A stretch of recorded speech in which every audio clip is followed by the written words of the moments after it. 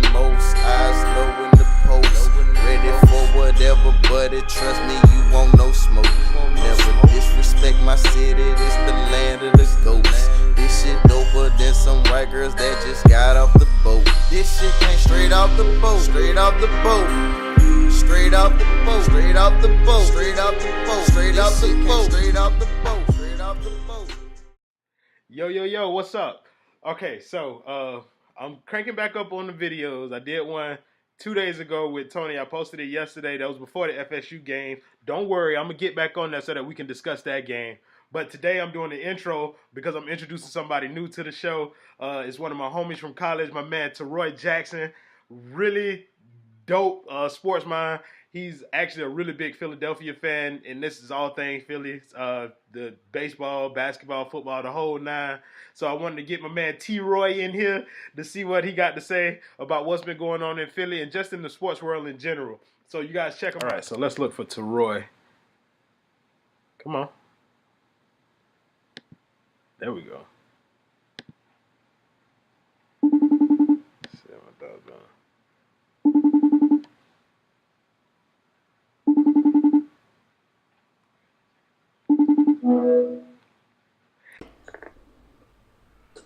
What up, boy? What's going on, big homie? Chilling, man. You know, How you been, man? I've been good, man. You know, living this life. Hey, absolutely. So, Taroy, bro, first of all, I want to thank you for coming on here, man. Thank you for doing this. We tried to get you on here before, but we just made time for it this week. And so I'm very interested in this show because I know you're going to turn up midway through it. And so let's get this popping. I don't know where you want to start, bro. I'll let you pick where we start today. We can start off with the Kaepernick Nike because I got some things to say about that. With Kaepernick Nike? All right, so for everybody who doesn't know, Colin Kaepernick has been named the face of the Nike's Just Do It 30th year campaign. And it's been a controversial topic for a lot of people. I've seen some people burning Nikes. I've seen people saying that they switching over shoes. One of the interesting things that I saw was a lady saying that she was switching to Converse, not realizing that Nike bought Converse back in 2003. But yeah, let me just get your thoughts on that, man. So how you feeling about the situation? I support it. I've been supporting Kaepernick for what he does, for what the message that he stands for is against inequality, against minorities. And I don't think a lot of people realize that, like these Caucasian people. I just had an argument with somebody who went to school yesterday saying he's going to switch to Nike because he can't support people like that. But at the same time, y'all making it to your own agenda. Y'all making it to something that has nothing to do with y'all.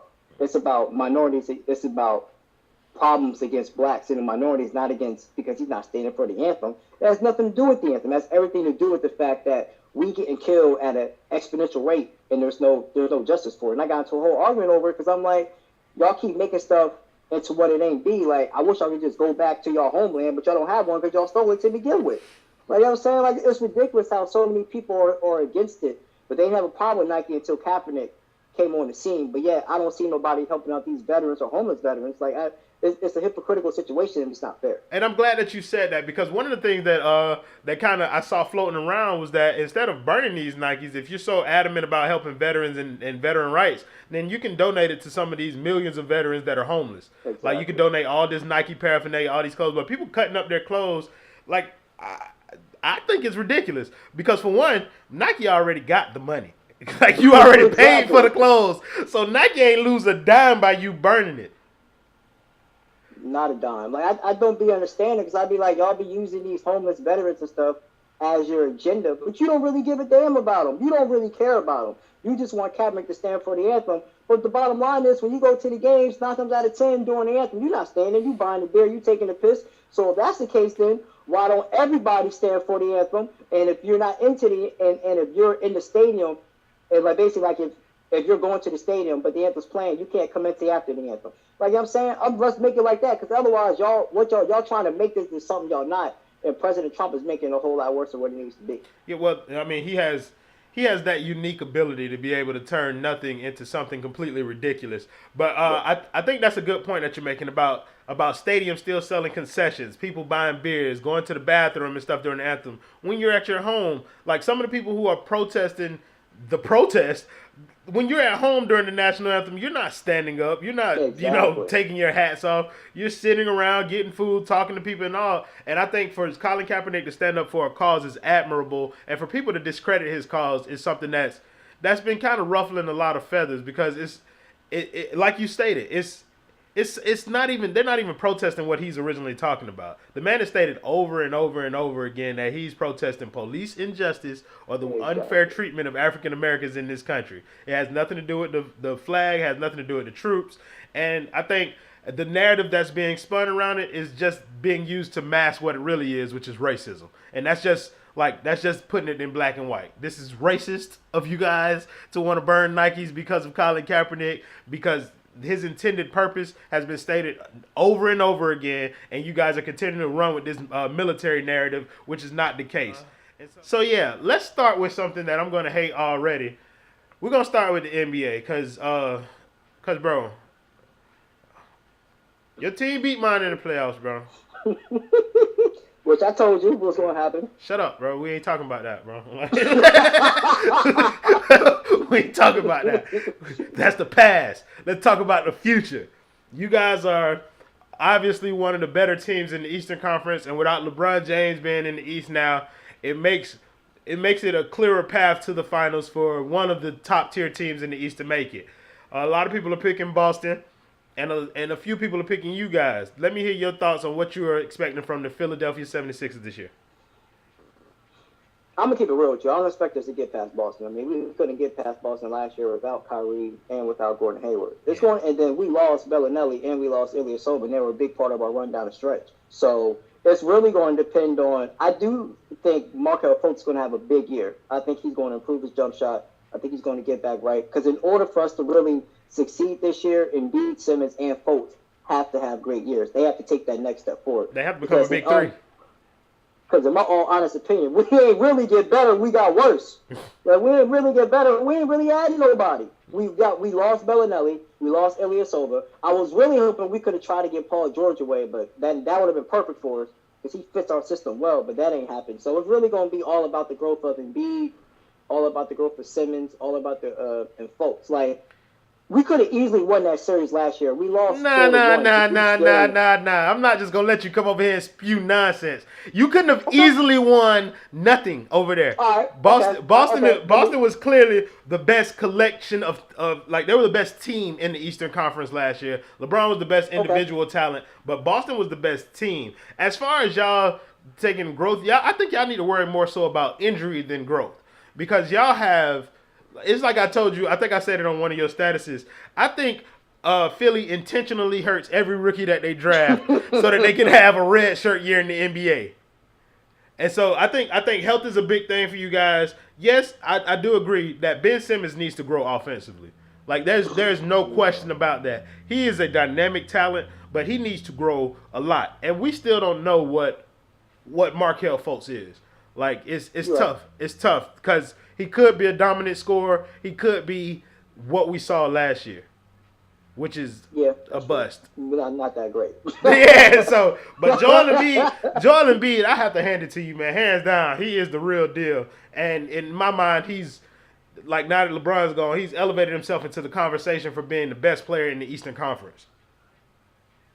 And what I mean by growth is not only that, but learning how to finish games. Because you saw it really last year against Boston when we couldn't close out games down the stretch. You saw it all throughout the course of last year where we have big leads, we lose it. We need to be able to finish these close games and get those victories. That's what I mean by growth, and also them taking the next step. And I didn't really like the draft. Like, I liked Mikal Bridges, and then we flipped him for Zaire. I don't really like Zaire Smith like that. Like, he's a raw talent. I get that, but I'm trying to win now. Yeah, and then when you look at the summer league, and then you watch what Bridges was doing, like, he looks like the truth. Like, you look like the truth coming out of there. But I mean, win now. It's plausible. But what are you trying to win? Are you trying to win the Eastern Conference, the NBA championship? Because we all know the ending result of the NBA season. Well, of course we all know that. Everybody's waiting until Kevin Durant leaves to have a legit chance. Okay, which could be after this year. Which could be. In my perfect scenario, we can get Klay Thompson. I don't think that'll happen. But my perfect scenario, because he's a 3D player that can shoot, and he can defend, in my opinion, he's a way better upgrade than Robert Covington. And we already got playmakers to where we can get him the ball in the spots he needs to get at. I'm with you in the dream world. Then yes, Klay Thompson would be the perfect upgrade over JJ Redick. That's why I said dream world, because Yeah. it's not going to happen. Yeah, absolutely, absolutely not. Because Klay Thompson's not going to go. I don't think he's going to go to a team where he's not the focal point entirely. I think when he leaves, if he leaves, I do believe that he's most likely to stay. Him and Steph are most likely to finish out their careers there. But I think Kevin Durant is highly likely to leave after this season because he's going to have 3 championships, potentially 3 Finals MVPs. And that'll kind of set him up for the next phase of his career where he can go and try and lead another team to a championship. But I've been hearing some rumbles about Kevin Durant and the Russell Westbrook reunion back in OKC. I wouldn't mind that. I mean, if he takes less money to pair with Paul George, that'd be a dynamic duo. Who? If Kevin Durant went back to OKC with Paul George and Westbrook, I could see that happening. Yeah, I mean, and he fits. He fits better than what Melo was fitting.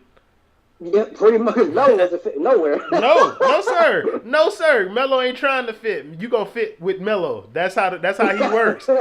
Which is what it's part of the reason why I think that this Houston thing is gonna be on shaky ground anyway. Because the kid married now, Taroy. I ain't mad at that, man. I'm trying to be like you one day. That's a drastic change from what y'all boys knew back in J-School. But yeah, but like I was saying, like Melo fitting in at Houston. I think Houston's trying to maintain that relevancy, but I think they went for broke last year and like they went all in, and that run took a lot out of them, and I don't think they're gonna be able to make it back. Because Chris Paul's a year older. I don't even think, honestly, my personal opinion, I don't even think if they get to the finals, they win it. Who? That's my personal opinion. I think if Houston got to the finals, they still lose to Cleveland in like 7. I just think LeBron finds a way to win. I don't trust James Harden in big game situations. I don't trust James Harden or Chris Paul. Like that's how I feel because like Chris Paul is a monster in his own right. But the bigger the stage, for some reason, like he played well in the Western Conference Finals up until he got hurt, and a lot of people believe that if he hadn't gotten hurt, that Houston would have won that series. I'm not of that mindset either. I think Golden State finds a way to pull it out, even if they have Chris Paul. But the reason that I think Cleveland still loses that championship if Houston makes it, and that's because it has nothing to do with LeBron. He was otherworldly during his playoff run. I just think that the team around him was what it was. You know what I mean? And they got exposed in the finals. And Houston, for all of their flaws, were still a much better team than that Cleveland team. And I think they still would have been able to pull that out. I can see that. I just think after game, I still think the Warriors would have beat the Cavs, but I think if the Cavs would have won game 1, it could easily win 6. And I feel with Chris Paul, I don't think Chris Paul would have been healthy game 3. They could easily split in Houston, and now you're looking at a real series. Yeah, I mean that's true. That's true. That's very true. So let's go to your other boys who did pull out the championship.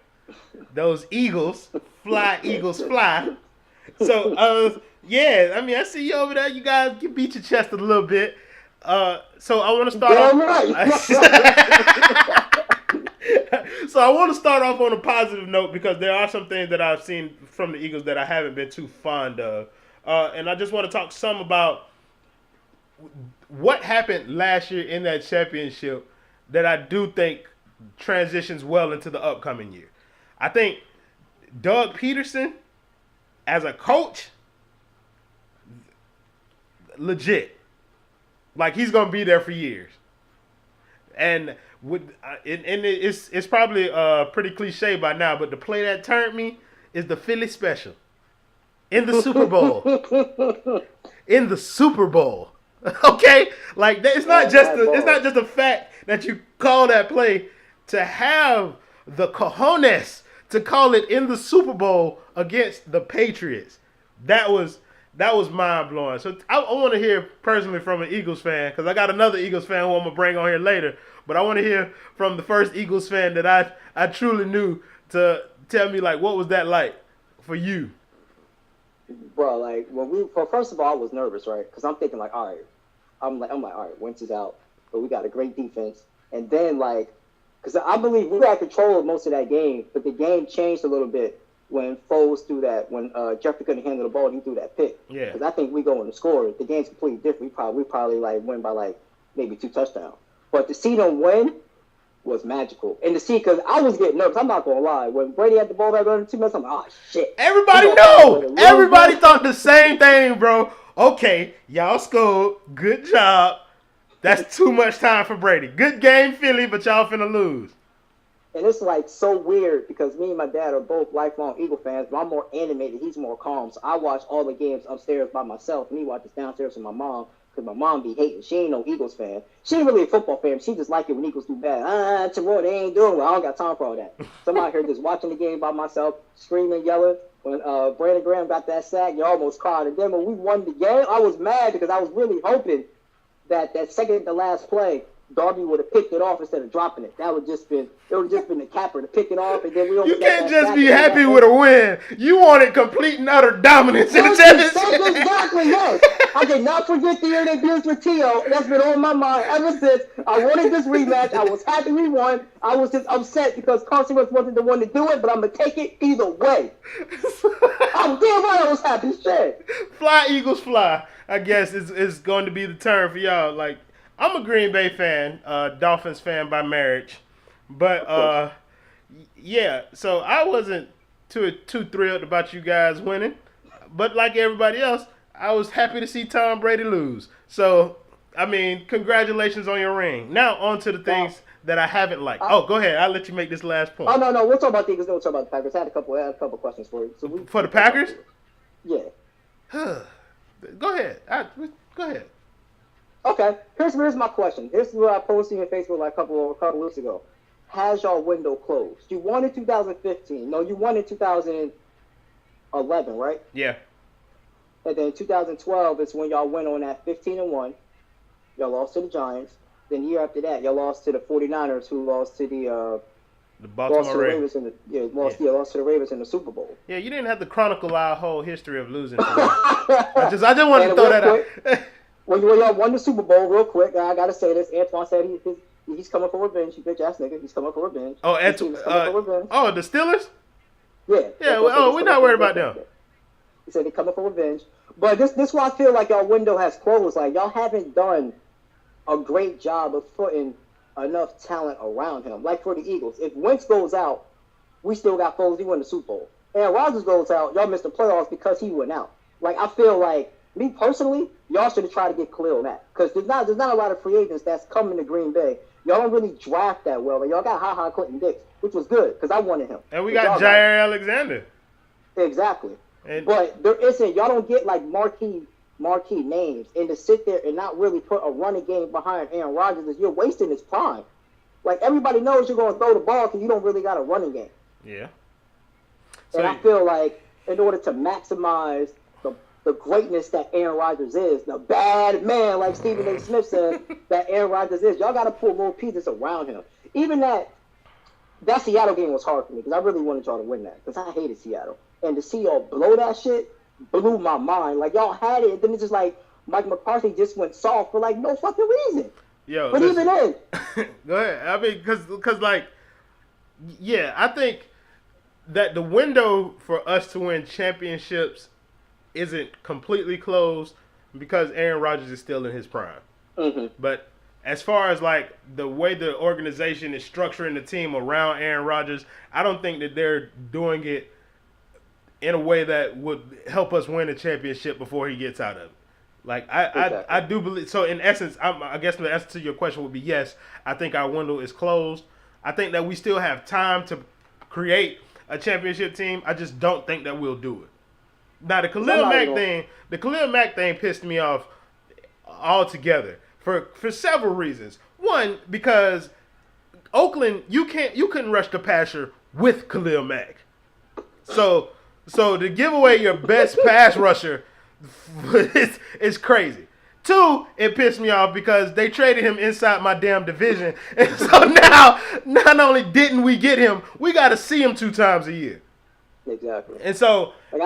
Like I didn't understand the Khalil Mack trade. Like y'all sit there and gave John Gruden $100 million guaranteed. You can't pay Khalil Mack, who's your best player, your best. Like Like, so you're getting these draft picks and hoping that you get another Khalil Mack when that's not going to happen. The likelihood of that happening is slim. That's not going down, bro. That's why I thought y'all should have traded for him, because y'all don't necessarily draft them up anyways. To just give the draft picks up to get them. Y'all got the best. Y'all got the best offensive player, the best defensive player, and y'all have been straight. You think the one team I don't want to see in the playoffs is y'all. You said you don't want to see us in the playoffs? I wouldn't want to see us in the playoffs either, because we gonna score 40. That's why I don't. That's the one team I don't want to see in the playoffs is y'all. So you said something interesting though when we were going back to the Eagles. You said something very interesting when you were comparing y'all's situation to ours. Talking about y'all can Carson Wentz can get hurt and y'all got Nick Foles. Did you see Nick Foles in the preseason? I did, but I'm not worried. Did you see Nick Foles at the end of the regular season? Yeah, I saw him, and I saw him in the playoffs, and I saw him in the Super Bowl. Exactly. I'm not worried. I'm not really worried about that. Now, if we don't play well tomorrow, then I will be worried. Okay. So here's my thing about the Eagles. I was talking about some of the things that I didn't like. Y'all starting to smell y'allself after one championship, bro. I agree with you on that, and I don't like that shit either. Like Malcolm Jenkins said, let that shit go. Because otherwise, we won't be in the playoffs. Exactly, because you got Doug Peterson. He done wrote a book, and now he's... Nick Foles done wrote a book. Yeah, like, come on, bro. Come on. Come on, Nick Foles. I like you. Don't get me wrong. You've been a good Eagles quarterback since you've been here. And the first stint you was here. But you almost retired. You ain't that good. Like come on now. Let's keep it real. Because he won that championship, people obviously forgot what Nick Foles was as a starting quarterback. Like this ain't his first rodeo, brother, and the first one wasn't too pretty. So it's like I would like to see more caution on the side of the Eagles, but I ain't seeing it. I'm seeing that brash confidence, and I mean I like it from some, but. Like Lane Johnson, it's like he still wants to talk about the Patriots and whatnot. It's too much going on. It's too much media, too much circus around y'all, and I think that could be a problem. I remember watching the Calvin Collier show, and he compared. And he had this first time I actually agree with him. He compared the Seahawks when they won their first ring to the Eagles when they won their first ring. And I don't like that. It's spot on, but I don't like it. Yeah. We still got more work to do. Like, we have a little bit of advantage because simple fact that our best player, Carson Wentz, he didn't lead us to the Super Bowl, so he's going to have a chip on his shoulder. But at the same time, we got to take care of business. I'm not trying to hear all this yippee-yap, all this talking shit. We won. Great. It's over. Now it's time to defend that shit. If we don't defend it, we ain't going to... listen, the last thing I want is for us to not even it's for us to miss the playoffs, but the Cowboys win the division after we won the Super Bowl. First of all, that's not gonna happen. I'm not saying this. Yeah, I'm about to say, listen, because the Cowboys, I think the Cowboys are the third best team in y'all division. I'll give you that. I think they're the third best team. I think they're the third best team behind y'all and the Redskins. The Redskins? I see the Redskins. I don't know. I think the Giants are going to be better than what people think they are. Yeah, but I think they're going to be better than what people think they're going to be. I don't think they're going to be better than the Cowboys. But you looked at me kind of funny with the Redskins. Listen, I'm going to give you a fun fact. Alex Smith starts most of his seasons off 5-0. Okay? but everything Alex Smith is not. Alex Smith wins football games, and he wins them consistently. And every team that he's on, for some reason, is always in the playoffs. So that's a team that's not being talked about. And yeah, Darius Geis got hurt, but they got two running backs, Samaje Perine and what's the other one name with the dreads? I forgot his name. But they got two running backs who they can rotate, and I really like Alex Smith as a quarterback, bro. Like he's a good quarterback. He's a good quarterback that doesn't get enough credit for what he does. He always gets pushed off. You're telling. Got pushed off for Colin Kaepernick. Got pushed off for Patrick Mahomes.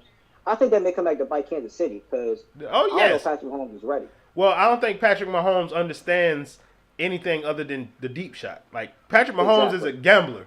Like, he got the arm for it, but he gambles on way too many throws, and that's what could be potentially coming back to bite him in the playoffs. But I think the Eagles, like, yeah, you might have some kind of fear about them missing the playoffs. I don't see that as much. Y'all are clearly the best team in that division. And so I think that y'all will be able to ride that out. Y'all defense is still the best it's one of the best defenses in the league, bro. And so I still have faith in y'all ability to be able to do that. We got lucky that our schedule, like let's say Carson Wentz misses the first 4 games, our schedule's not really that brutal. Like it'd be different if we had like the Saints, the Vikings, and like the Falcons the first 3 out of 4 games or something like that, then I'd be worried. But our schedule's not that hard. I mean, I want to beat the Falcons because I don't really like the Falcons. I'm upset that we got to play them to begin with. Like, why can't we start off against the Giants or the Cowboys? I don't want to play the fucking Falcons. Why can't we start off against the Vikings? I want to play the Falcons first game of the What's year. wrong with the Falcons? Like, the Falcons ain't really... The Falcons. Yeah. I hate Matt Ryan. I think Matt Ryan's overrated. Absolutely. Jalen Ramsey was right. Absolutely. Jalen Ramsey... Oh, Jalen Ramsey said it now. Jalen Ramsey said it. I think you agree with Jalen Ramsey because he said Carson Wentz going to be an MVP candidate for the next few years. How I feel? I mean, I can see, like, maybe, like, 2 out of 5, but I don't really know about all of them. Oh, Carson Wentz? Yeah. Listen, okay, so here's something that me and my brother would normally talk about. So it's like there's transition eras in the NFL where, you know, the people who are established greats, their time ends and then there's a new class that has to come in. So you got the Drew Breeses of the world, the Tom Brady's, Ben Roethlisberger's, Phillip Rivers, Aaron Rodgers. Their windows are coming to an end. And so the next class of quarterbacks are going to come in and be the dominant forces in the league. You got Wentz. You got Deshaun Watson. Maybe Derek Carr. Like, at one point he was on that trajectory, and then like that injury kind of derailed it, and I didn't see much from him last year. And I mean, who else do we really put in that category? Yeah, I don't put Andrew Luck in there. Not with all the injuries, he got to prove himself. What do you mean prove himself? His first 3 years, he threw for like 4,500 yards and went 11-3. But he's been injured the last couple years. I need to see him back on that level. Okay, I can respect that.